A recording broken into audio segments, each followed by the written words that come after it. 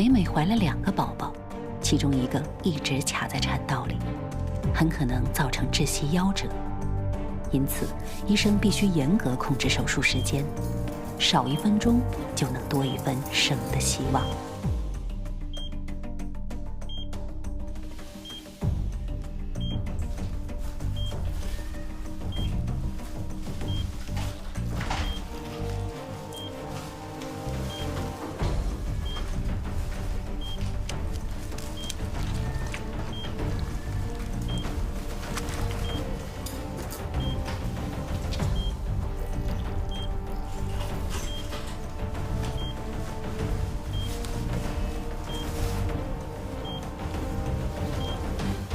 孩子出来了，但情况并不是很理想。不动了，有点危险了。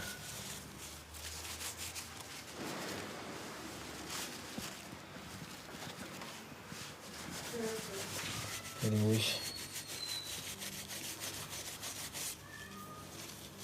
太早就生了气了。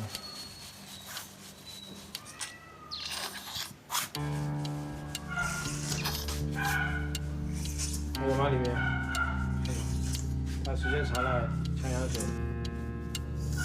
卡在产道里的是白色的哥哥，虽然具备了生命体征，但气息微弱，连医生也不敢轻易下结论。相比之下，黄色的妹妹情况要稍好一些。这已经很热了。眼下要做的是用力摩擦小猫的身体，促进呼吸，并通过人工吸和甩的方式清除气道内多余的羊水，防止羊水呛入肺部，让小猫尽快实现自主呼吸。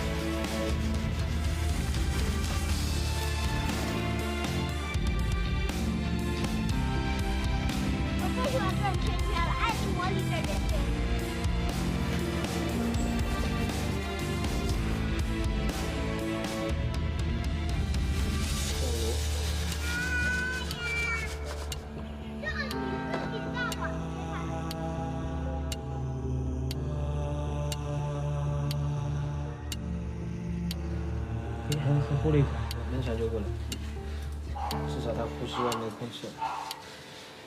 有心率，但是放2只这个好多吸。我下去拿下去你的吸。那一起下去。